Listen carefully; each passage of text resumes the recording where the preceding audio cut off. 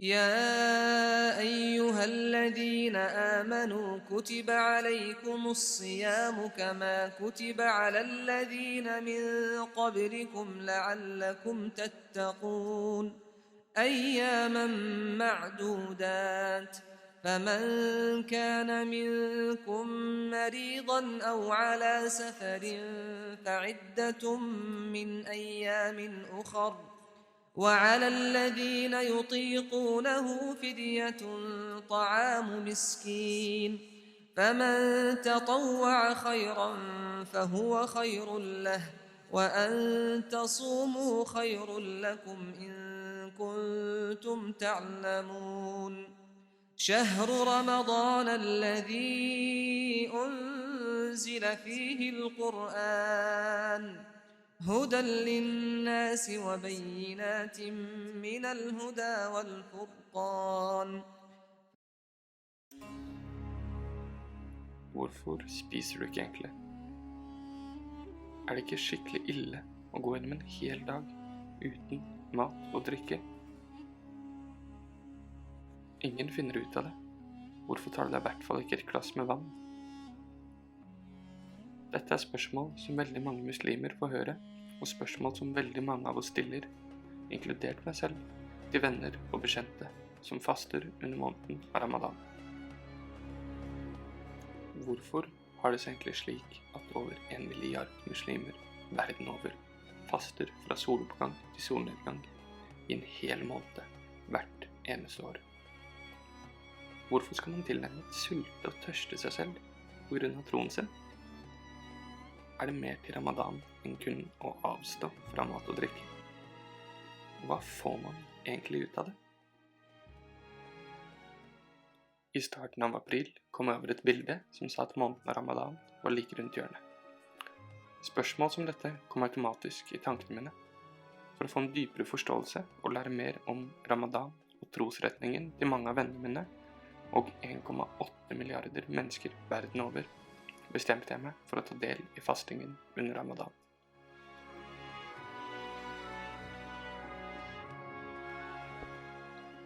I 30 dager nå så har jeg fastet under måneden av Ramadan. Ikke noe mat, ikke noe drikke, ikke noen seksuelle handlinger fra soloppgang til solnedgang. Og jeg har kun overlevd på 2 måltider I døgnet. Et kalt iftar som rett etter sola har gått ned, og et kalt suhoor som rett før sola går opp. Og det her har jeg egentlig bare gjort for å lære. Det har vært litt av en opplevelse, så her får dere litt reflektering rundt den opplevelsen og dokumentasjon av hvordan det I tillegg da til å utføre selve fasten, så har jeg også oppsøkt en imam, slik at jeg kunne lære enda mer og få enda bredere forståelse da, av hvorfor muslimer faster og hva Ramadan generelt sett.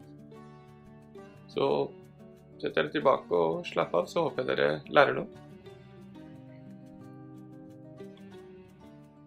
Ok, da klokka litt over 5, og jeg skal spise min første suhoor.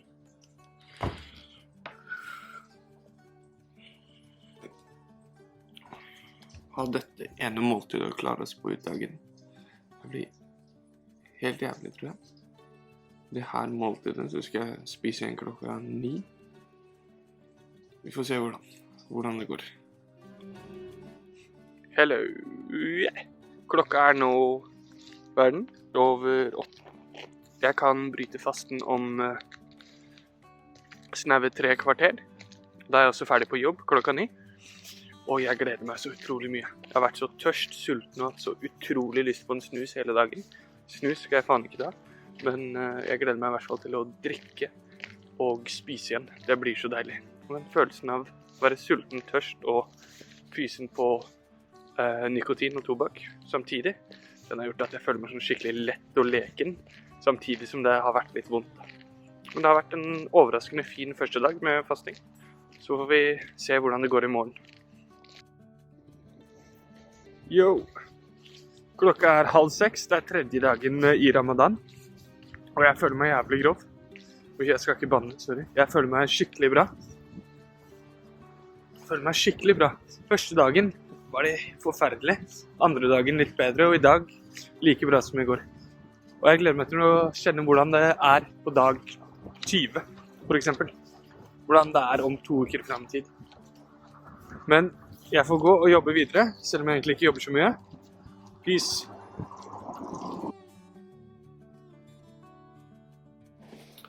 Hallo! Nå er det ca. 1 uke siden jeg startet med fastingen. Det har gått overraskende bra. Det har blitt mer og mer vanlig, og jeg har akseptert mer og mer at jeg spiser ikke. Og sånn er det. Og klart å få tankene over på andre ting. Men likevel så merker jeg at jeg ikke klarer å være like produktiv som når jeg spiser og går på en vanlig diett. Fordi jeg ofte sitter og føler på det jeg når jeg er sulten. Produktiviteten har blitt litt dårligere. Men det får jeg vel bare jobbe med i ukene fremover. Så får vi sjekke om den er som den skal, og som den vanligvis har vært, eller enda bedre mot slutten av Ramadan. Peace out. Sånn, hei sann. Nå er klokka 4, og jeg spiser suhor, egg og bagetter, og et stort glass med saft. Det er en ting jeg har merket nå som det har gått 3 uker faktisk, er at jeg setter så utrolig pris på hvert eneste måltid. Jeg gleder meg skikkelig gjennom dagen til å spise. Og det er ikke slik at jeg går rundt og lager en sulten spismål. Jeg gleder meg til hvert måltid og ser frem til det. Det har vært en positiv overraskelse desto lengre tid som har gått gjennom Ramadan. Nå skal jeg spise og digge inn.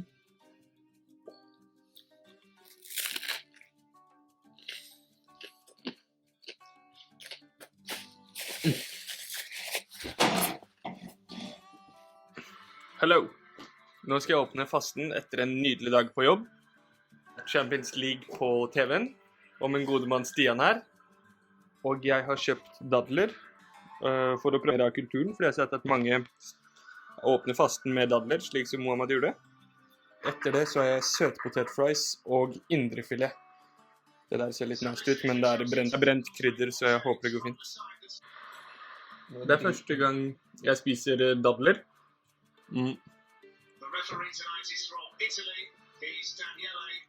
Det var merkelig. Jeg vet ikke hva jeg synes.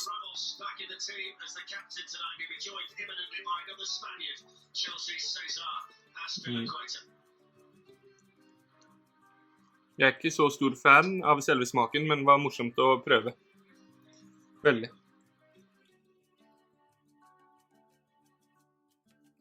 Hello. Nå er det offisielt 1 uke til hele Ramadan er ferdig, og det har vært litt av en opplevelse. Jeg har kommet meg veldig godt inn i det, føler jeg, så nå er det helt vanlig at jeg spiser sent på kvelden og sent på natta eller tidlig på morgenen. Kommer an på hvordan du ser på det. Og nå er det tid for suhor. Klokka er 3:10. Jeg spiser yoghurt med kiwi og banan. Og selv om det bare er en uke igjen, så blir det litt trist at det er ferdig, for det er en sykt kul opplevelse. Men det blir også deilig å kunne spise vanlig. Jeg kan spise med familien til vanlige tider, og spise med venner til vanlige tider. Venner som ikke faster da. Så det blir både trist og deilig, og jeg er definitivt veldig glad for at jeg har gjort det her.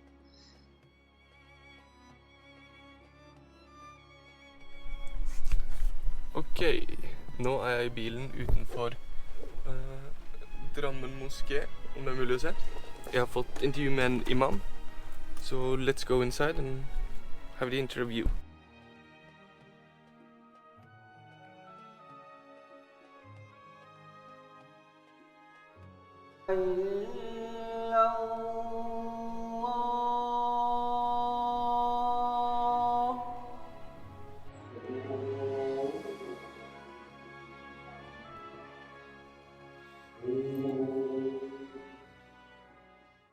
Is Ramadan, and what is the history behind it? Okay. And so far as your question is that what is Ramadan? Ramadan is a holy month, and Islamic calendar based upon 12 months, and this is the 9th month of the Islamic calendar. So according to the Quranic verse, Allah says that when I have built all this universe, at that time I have also determined the names of these months. So these are the 12 months which based on Islamic calendar. And Ramadan is the 9th one, and this is the fasting month. We have 5 obligatory worships, you can say. One of them is fasting. So we have fasting in this month, and it has been categorized into 3 parts.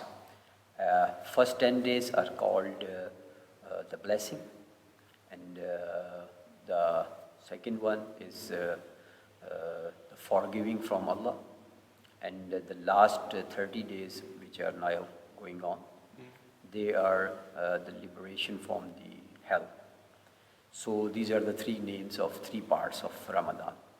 So in this Ramadan we have fasting, and we have special prayer that is called Tarawih, and that is also offered the 5th prayer that is called Isha in the night. So we have some extra prayer in this month. And historically, if you say, as I have told you, that Allah says that I have determined all these months when I have created this universe. So from the beginning, when Adam was created, these all 12 months were also created. So all the prophets have been given information about this Islamic calendar. So from the very first prophet, the fasting has started.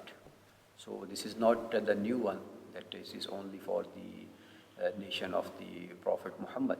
It is also for the whole prophethood in the past. So just like we say the Jesus, the Moses, Abraham, Joseph, Adam, and all the previous prophets, they were used to have this fasting month.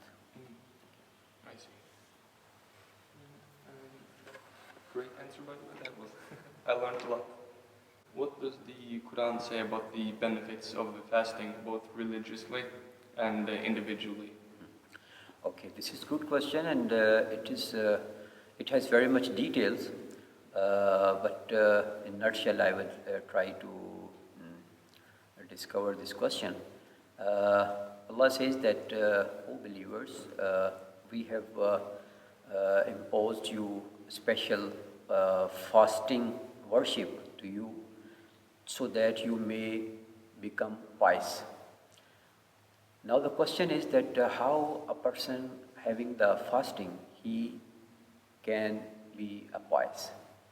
So this is one thing I will quote here, that it is also a question to the Prophet, that there are other congregations just like the prayer 5 times a day, then the pilgrimage, then there is a special prayer that is called zakat, whatever you pay from your money to the deserving people. These are all the congregation and sort of prayers by the God. But why it is important that we have to be the pious with only having this fasting worship? Then Prophet said a very much pertinent point, that Allah says that if you do the thing, whatever I do, then you will be able to be a pious. Just like we believe in Islam that Allah does not eat, Allah does not drink, Allah doesn't have any wife, and He doesn't have any sexual relation with that wife. So what is in the fasting month? During all the day, we are cut off by these 3 works. We don't eat, we don't drink, and we don't have any sexual relation with our wives and so on. So when we adopt these particular things which are related to the work of Allah, then Allah says that it is the expression of love. Because when you have a feeling with somebody, you try to adopt the things whatever he has. Just like I can give you example, when there was a phobia of Michael Jackson, and people used to have wearing the same clothes, same hairstyle, and same like this, whatever the actor is in the youth is very much popular. People express their love that we love him, and they adopt the ways, whatever the personality they like. So same like this, that Allah says that it is all due to me. One thing more that is very much important, that all the other congregation that can be seen, that can be shown. But the fasting is the thing that is only between you and your Allah. You have anything in your fridge, and nobody is just holding your hand. You can eat, you can drink. But in seclusion, and when you are alone, you don't eat, you don't drink, because you feel that you are watched by the Allah. And so that's why when you away, because in the crowd, you cannot claim that I am with the fasting. Might be I think that you are telling lie. If you are at home, you can eat. But this is all about with you and with your Allah. So this is the only worship that is very much hidden, and nobody can know that what the actual thing is unless the Allah. So when you do this sort of practice for sake of Allah, then Allah says that now you have the opportunity to become a pious. Because in other congregation and worship, you can show yourself. If you give alms and charity to the deserving people, you can show yourself. Just like the 5-time congregation we perform here in the mosque, we can show ourselves that I am praying here and I come to the mosque 5 times. So, but this is the only fasting worship is that cannot be shown. Pilgrimage, yes, definitely you have the preparation, and you travel to the Makkah and Medina, and you go in a specific days for the offering the pilgrimage, and everyone knows that you are specially gone for this purpose. So that can be shown. Only this particular worship cannot be claimed to be shown. So when it is hidden and it is purely for the sake of Allah, so Allah says that then I will give you the reward. And we believe in Islam that Prophet has proclaimed that in the day of judgment, only the fasting people, they will be entered in the paradise by a special gate that have been built only for the passing through the fasting people. No other prayer is so blessed, and no other prayer is rewarded in such a way. So that's why we say that this is the spiritual aspect. Now we come to the physical aspect. When we fasting through the day from the sun rising, a bit earlier from the sun rising until the sunset, it affects on your body. Now the physical science has also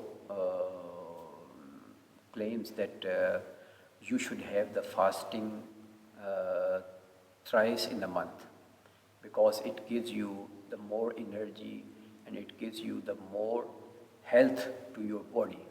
This is telling the physical science right now. So we believe that only the hunger grabs the spirituality. All the saints, all the prophets, and all the blessed people, they used to have hunger in the form of fasting. So when you feel hunger, then you don't have any attraction to the sinful things. And when your stomach is full, then you want to go for enjoy, and then you go for want to go for some other activities which are irreligious. So Allah says that when you are hungry and when you are feeling thirst, then your spiritual ascending becomes more and more. So in this specific time when you are fasting, you go for specifically to the prayers, congregation, recitation of the Quran. So it gives you more opportunity to build up your spiritual ascending. So this is the way. And one thing more, that if you are hungry, then you can feel the feeling of the people. They are not so rich and they don't have the resources to eat. So then you realize that the people, they don't have the food, that the people, they have lack of the food, how they survive. So there is a realization in yourself creates for the affection of those deserving people. So when you have this specific worship of fasting, then you think about the miserable people of the society.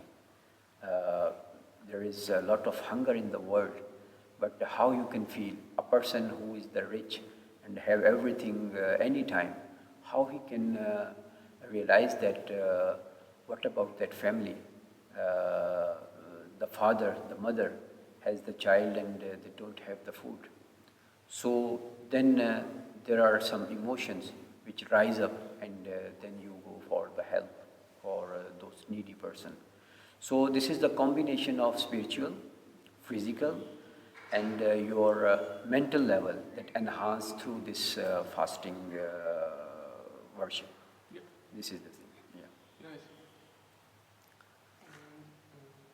Why is fasting regarded as one of the 5 pillars of Islam? And what are the others? Yes, this is a good question. These 5 pillars and 5 worships, they are based on 2 categories. One category belongs to your body, and one category belongs to your wealth. So there is sort of worships, those are a combination of both. Just like I will give you the example, the fasting is the sort of related to the physical practices. So 5 time prayer, 5 time a day, that is also a physical. But when you give alms, when you give charity, that is belong to your wealth. And when you go for a pilgrimage, that is the combination of both. You also strive for the physical aspect, and you also pay money for all the traveling expenses and sort of. So these 5 pillars are based upon 2 categories, physical and with the wealth. So there are, when we talk about the both categories, fasting is belong to the physical worship. So there are other physical worship just like the prayer, but that is a little bit easier. You can come, you can just hold down your time 5 to 10 minutes here, and then you can go. But the fasting is more physical and more hard to bear. So Islam gives you the opportunity to train yourself every sort of circumstances, and how much affection you have with your Allah. So this is the expression of that all the day you can leave the food, you can leave the drinking. So this is the love for. So that's why in the 5 pillars of Islam, fasting is more important, because it is physical and it is hard. You know, being in Norway, there is the weather and climate is so cold. But in Africa and other countries of Asia, there is hard weather and climate in those countries. So people have fasting there even. They go for their daily work and sort of. So this is the practice and this is the training of yourself to get yourself hard. And if there are some sort of hard circumstances, you should be prepared for that. So that's why the fasting month is obligatory, and it is also imposed in 5 pillars of Islam. Nå Ramadan over, og de 30 foregående dagene har flydd forbi. Og jeg har merket at produktiviteten som jeg tidligere sleit litt med, ble bedre. Jeg kom forbi den mentale sperra over at jeg ikke klarte å jobbe når jeg var så sulten og tørst. Det var utrolig digg. Og nå gleder jeg meg egentlig bare til å ha en vanlig diett over hverdagen. Og jeg har lært utrolig mye, føler jeg. Og Ramadan handler definitivt om mer enn bare å avstå fra mat og drikke. Du lærer deg selvkontroll, selvdisiplin, og du jobber med tankene dine om å ha bedre tanker, utføre bedre handlinger, og generelt sett bare bli et litt bedre menneske gjennom måneden. Det føler jeg at jeg har kjent på selv, i tillegg til at venner som jeg snakket med, og imamen som jeg snakket med, ga meg det inntrykket. Så var det noe veldig kult en ansatt i en moské sa til meg. Han sa at du må huske på at fastingen og ikke noe mat, drikke og sex, det bare en veldig liten del av det. Fordi Ramadan, det gjør du med hodet og tankene, du gjør det med munnen din og hva du sier, du gjør det med kroppen din og hva den utfører. Og til sammen så, når du utfører kun godhet med hele kroppen og hele deg, så vil du få en utrolig god måte og en utrolig fin opplevelse med det, og bli nærmere Gud da. Og for min del så ville det bare bli nærmere enn meg selv, for så vidt, og føle meg som et bedre menneske. Og for religiøse så har jeg veldig stor forståelse for at jeg ikke da kommer faktisk nærmere alle. Så det var skikkelig fint sagt, anfølte jeg. Men jeg var litt inne på nå, så jo det her store fordeler ved fastingen. Jeg har lært meg mer selvkontroll. Jeg har blitt disiplinert, føler jeg. Jeg har hatt tiden til å reflektere rundt meg selv og det jeg liker, i tillegg til at jeg prøver alltid å ha gode ting i tankene mine. Det jo helt nydelig, det jo kjempefint. Så jeg skjønner definitivt hvorfor muslimer gjør det her, når jeg ikke religiøs engang, og jeg føler store fordeler av det. Men det skal være deilig å spise vanlig igjen i tidene fremover da. Jeg har lært veldig mye om islam og meg selv egentlig, og religionen. Så jeg må bare si tusen takk til alle som har hjulpet meg, og en stor takk til Drammen moské, som tok meg imot med åpne armer, og gjorde at jeg følte meg skikkelig velkommen, og fikk lov til å være med på en av bønnestundene deres, så det var helt nydelig. Helt nydelig. Så må jeg bare si takk for måneden, så håper jeg dere som har sett på har forhåpentligvis lært noe, og at alle blir mer åpne for nye perspektiver, verdier og generelt sett nye ting her i livet. Så, ha det godt!